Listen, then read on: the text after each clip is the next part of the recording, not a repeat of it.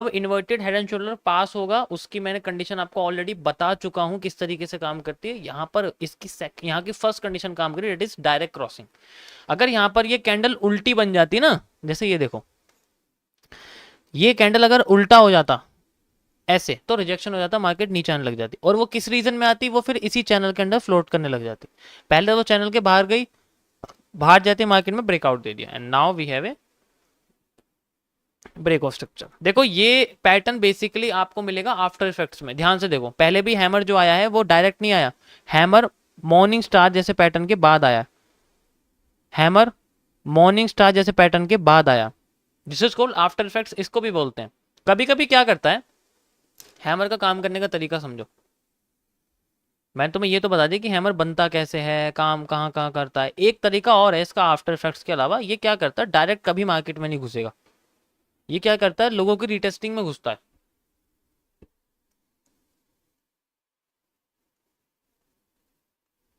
Hammer के after effects का दूसरा कॉन्सेप्ट है।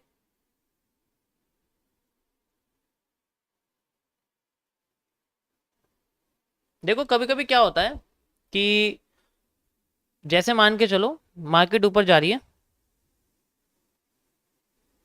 ठीक है, और यहां पर बेसिकली हैमर बन रहा था,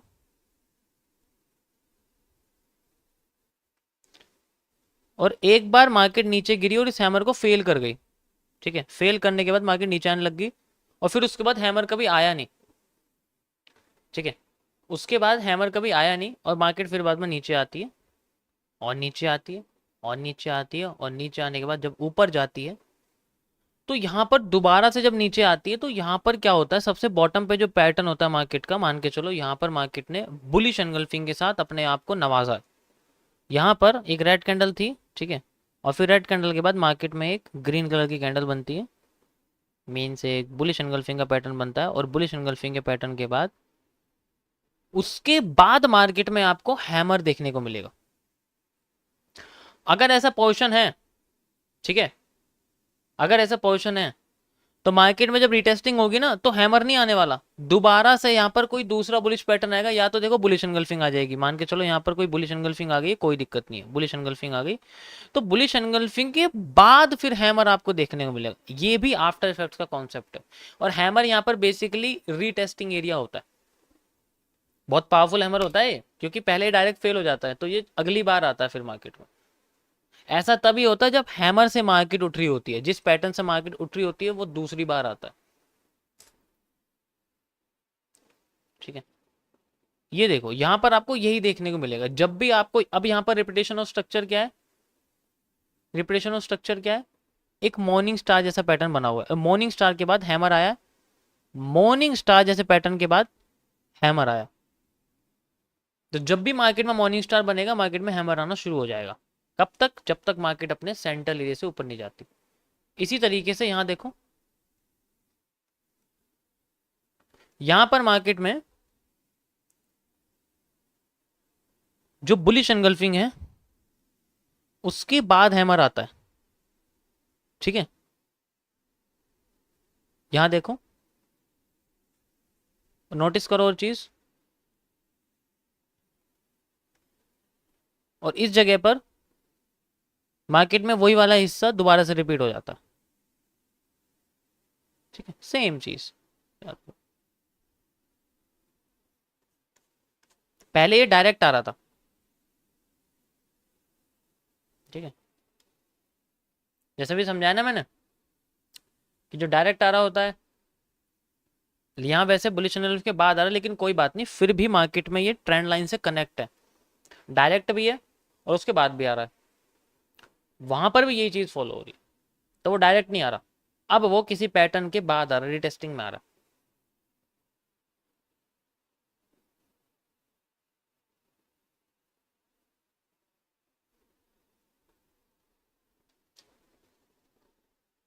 समझ गए? अरे समझ में आ रहा है, नहीं आ रहा भाई?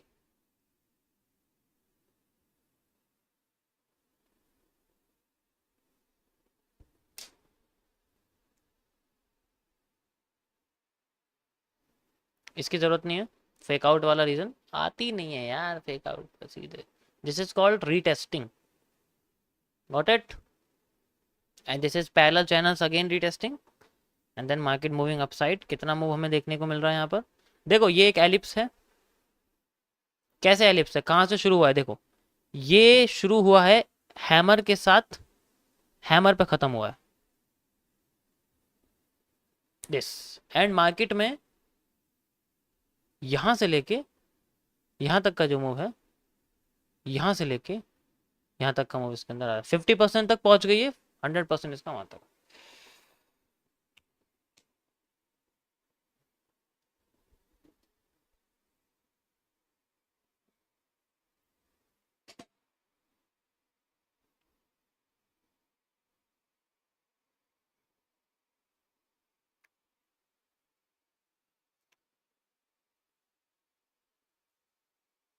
क्या कह रहे हो भाई? आ, अगर मेरे को ट्रेडिंग आती है, मैं लोगों को क्यों सिखाऊंगा? रीजन दो कोई। क्योंकि मैं गधा हूं ना, इसलिए मैं ट्रेडिंग आती है, क्योंकि मैं ट्रेडर हूं ना, है ना। मैं ट्रेडर हूं इसलिए मैं गधा हूं। ठीक है। मुफ्त का माल है कड़क कोकेन।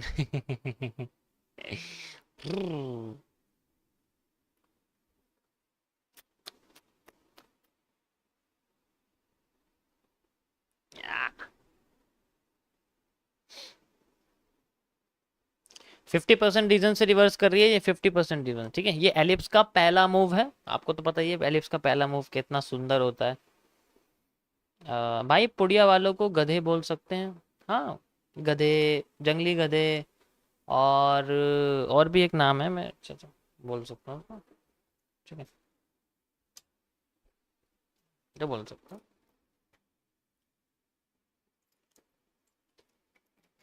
हाँ भाई, बेरिश एंगल्फिंग आ गई है मार्केट में। कौन सी वाली? हम्म,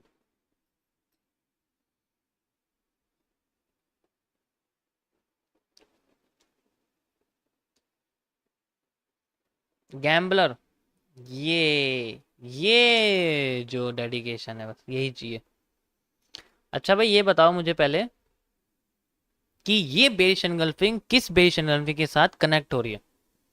कोई तो है जो इसको कनेक्ट करके हमें दिखा रहा है।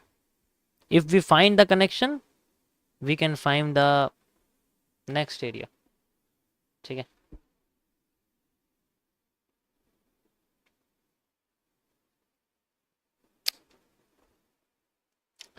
दिस बेरिश एनगल्फिंग का पैटर्न समझो पहले ध्यान से, जूम करके तुम्हें दिखाता हूँ। थोड़ा जूम करते हैं यार, ट्रेडिंग व्यू खोल के बैठे हैं। ऐसे कैसे है? इतनी बड़ी स्क्रीन ले रखी है, किस लिए ले रखी है? जूम करने के लिए तो लिए। ओके, ध्यान से देखो। हैमर, हैमर ऊपर की साइड लाइन है, ऊपर की साइड लाइन है। नीचे की साइड लंबी लाइन है, नीचे की साइड लंबी लाइन है, नीचे की लाइन शेडो।